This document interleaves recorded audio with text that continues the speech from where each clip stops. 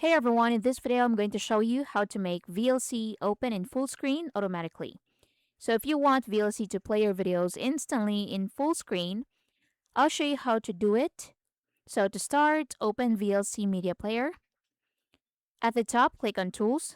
Now scroll down and click on Preferences. Now tap on Interface. And at the right side, look for Start in Full Screen Mode.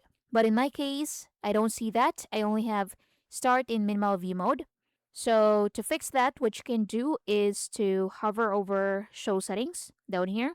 And instead of Simple, click on All. Now once you're here, scroll down and click on Video. Once you click Video, go to General Video Settings and look for Full Screen Video Output. So click on it to enable it.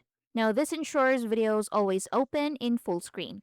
So click on Save, close VLC completely, and reopen it. So click on Search, search for VLC, open it, and now your changes will now apply.